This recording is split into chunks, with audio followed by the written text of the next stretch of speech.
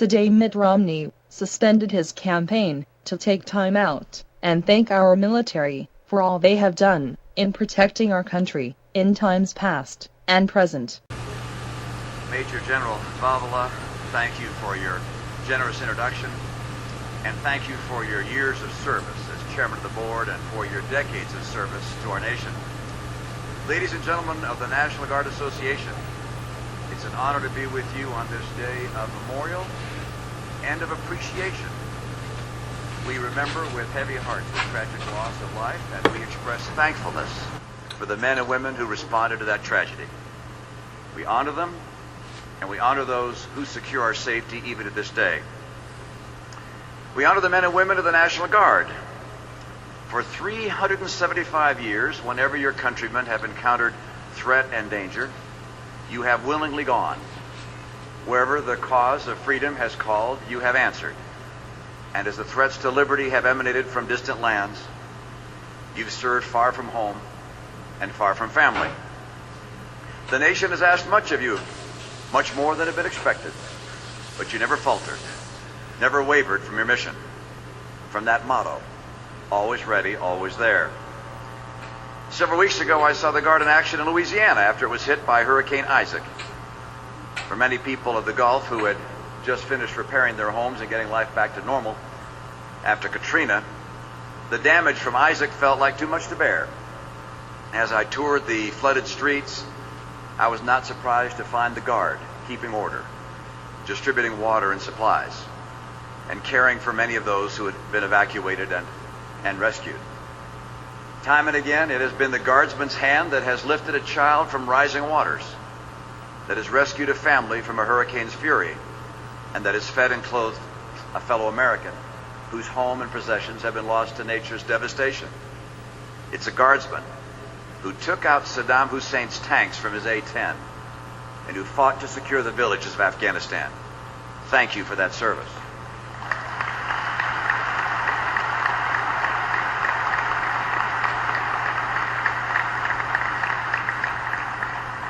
As you know too well, our world is a dangerous place, and the attack on our homeland and citizens on September 11th, 2001, reminds us that the mission of the Guard is ever more critical and ever more deserving of our support and honor. More than a decade has now passed since that day of tragedy, but the visions and the events are seared in the memory of every American. We remember those who died. We marvel at the courage of those who stormed the cockpit when they became aware of the malevolent purpose of the hijackers. We hold up in prayer the families and friends who've lived in a shadow cast by grief. We draw strength from the selflessness of the first responders, and we renew our resolve to protect America from the designs of evil men. Like you, I remember where I was on September 11th. I was originally planning to be in Battery Park in New York City, not far from the World Trade Center itself. But as it turned out, I was in Washington, D.C. to meet with members of Congress about preparations for the security of the upcoming Olympic Winter Games. A colleague and I were working in the office we had in the Ronald Reagan building. It was just a few blocks from the White House. Someone rushed into our office and said that a plane had hit the World Trade Center. I turned on the small TV on our desk there and watched in shock as the flames and smoke erupted from the North Tower. I called my wife, Ann. She too watched the tragedy from her TV and wondered how a plane could fly into a building in clear daylight. And then we saw the second plane crash into the second tower. These then were purposeful attacks. These were terrorist attacks. These were evil and cowardly and heinous attacks. Leaving the city, I drove towards Alexandria. The highway I was on came within a few hundred yards of the Pentagon, which had been hit by then. Cars were stopped where they were, and people had gotten out, watching in horror. I could smell burning fuel and concrete and steel. It was a smell of war, something I never imagined I would smell in America. In our own ways, we each were overwhelmed by the enormity of the loss of life. We struggled to comprehend the magnitude of what this meant for the families of those who've been killed, and for our own families, for our nation, for the world. For some, there was also anger, but grief and anger soon turned to action. And among those taking the lead were members of the National Guard. Members of the Guard secured our airports and borders, and members of the Guard began to mobilize, to deploy half a world away, where you had become all too familiar with the mountains of the Hindu Kush and the streets of Fallujah. Throughout the last 11 years, Guardsmen and women have helped keep us safe from attack, and the nation owes you a great debt of gratitude. I wish I could say the world is less dangerous now, that it's less chaotic. I wish I could predict with certainty the threats we'll face in the years ahead. But on September 10th, 2001, we had no idea that America would be at war in Afghanistan someday. In December of 2010, we had no idea that a Tunisian street vendor would inspire a revolution that would topple 3 dictators. We live in a time of turbulence and disruption. What I can say with certainty is that we need the National Guard's vigilance and strength now as much as ever before.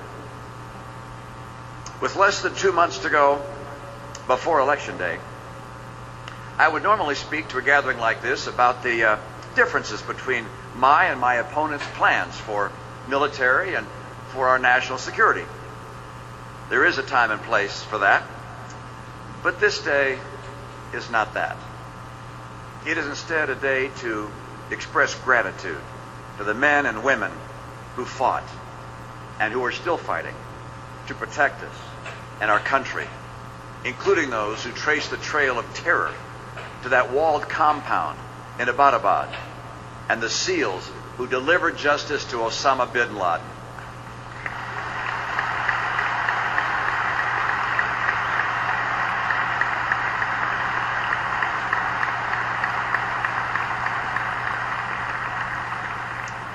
This is also a day in which all of us in this convention hall and in this campaign and in this country can hopefully agree on important things. This century must be an American century. It began with terror, war, and economic calamity. It is now our duty to steer it onto the path of freedom, peace, and prosperity. America must lead the free world, and the free world must lead the entire world. In our dealings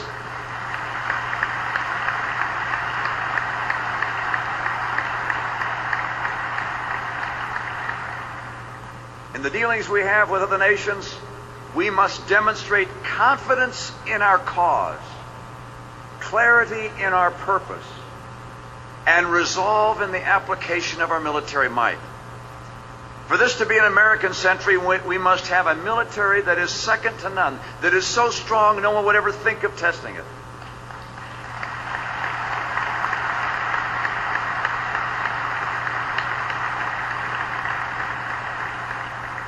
American military power is vital to the preservation of our own security and for the preservation of peace around the world. Time and again, America's military has been the best ally of liberty and peace. American forces rescued Europe twice. American forces stood up to brutal dictators and freed millions living under tyranny. America's military leads the fight against terrorism around the world, and it secures the global commons to keep them safe for the trade and commerce that are vital to lifting people from poverty. While the war in Iraq is over, nearly 70,000 American troops will still remain in Afghanistan at the end of the month. Our goal should be to complete a successful transition to Afghan security forces by the end of 2014. We should evaluate conditions on the ground and solicit the best advice of our military commanders. We can all agree that our men and women in the field deserve a clear mission, that they deserve the resources and resolute leadership they need to complete that mission, and that they deserve a country that will provide for their needs when they come home.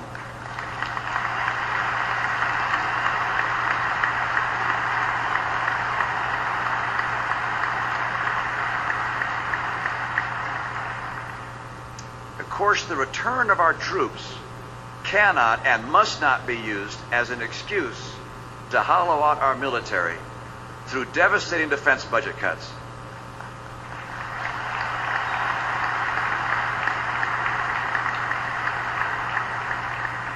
It is true that our armed forces have been stretched to the brink, and that's all the more reason to repair and rebuild. We can always find places to end waste, but we cannot cancel program after program. We cannot jeopardize critical missions, and we cannot cut corners in the quality of the equipment and training we provide to our men and women in uniform.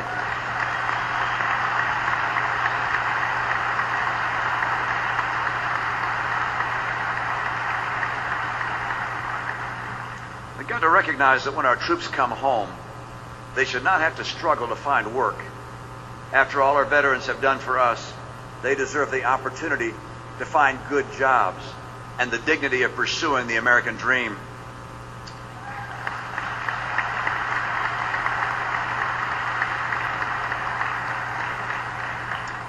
We've also got to keep the faith with our veterans, no matter when or where they've served, through a strong VA system. When the backlog for disability claims reaches nearly 1 million, when a federal building in Virginia becomes structurally unstable because so many claims have piled up on its highest floors, then we can all agree that the system is in need of serious and urgent reform, and it is.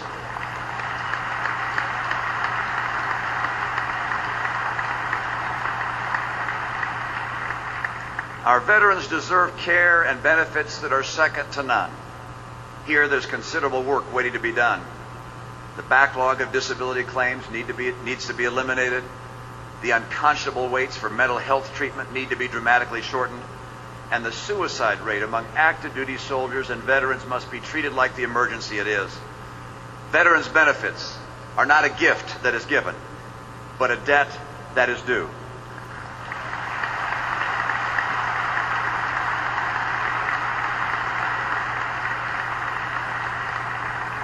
The problems with the VA are serious, and they've got to be fixed. We're in danger of another generation of veterans losing their faith in the VA system. So we must ensure that the VA keeps faith with all our veterans. We must keep our promises and regain the trust of all those who've worn the uniform and served our country. When I was governor of Massachusetts, I saw firsthand the Guard's bravery and valor. In 2006, I visited Iraq and Afghanistan along with 2 other governors. We met with members of the National Guard from our respective states and were flown by helicopter from base to base. I said to them that if they wanted me to call their spouse or their family when I got home, I'd be happy to do that. Just hand me a note with your name and their names and phone numbers. And so when I left for home, I found that I had 63 notes in my pocket, 63 calls to make. I knew that making that many calls would take quite a few days or weeks. I returned home on Memorial Day weekend, and I decided to start making just a couple of calls first thing in the morning before my kids and grandkids got up. After I'd made only about 2 or 3 calls, a guardsman's wife answered the phone, and she said this: "Oh, hello, Governor. I thought that might be you calling." Now, apparently, the first spouses I called had called other spouses, or they'd emailed their loved ones in Iraq and Afghanistan, who then emailed their spouses back home to tell them to expect my call. So I made 63 calls on Memorial Day.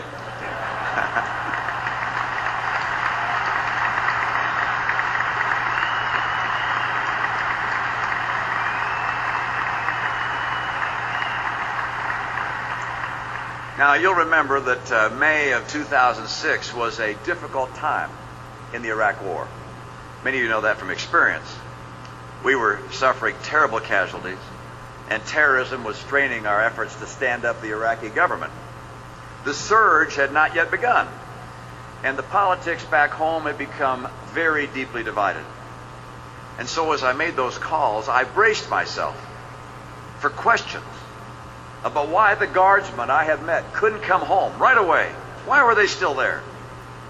And yet in 63 calls, I did not hear a single complaint, not one. On each call, I would end by expressing my gratitude on behalf of our nation and my state for the sacrifice of their loved one and of their family. These individuals in harm's way, so far away. And then from virtually everyone I spoke with, they would correct me to say instead that it was an honor to be able to sacrifice for America and to serve the greatest nation on earth.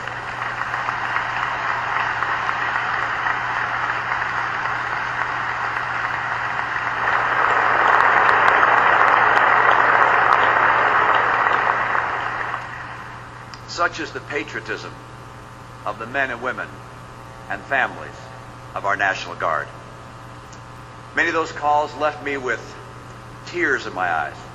I'll never forget meeting the brave men and women who had volunteered for the National Guard in Massachusetts, who found themselves on the front lines in Iraq and Afghanistan.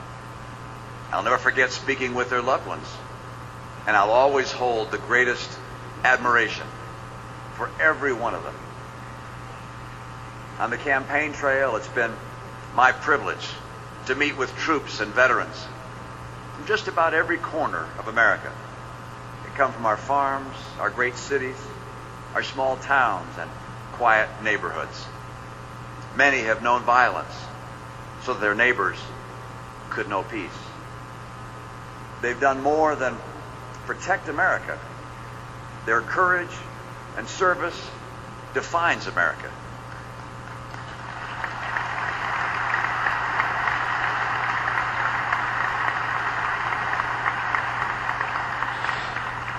On this 11th anniversary of September 11 of 2001, we remember the victims who perished in the attacks. We also remember the men and women serving in dangerous places around the world. We will not forget why they are fighting or who they are fighting for.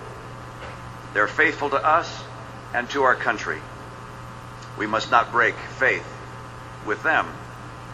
I want to personally thank you for keeping us safe.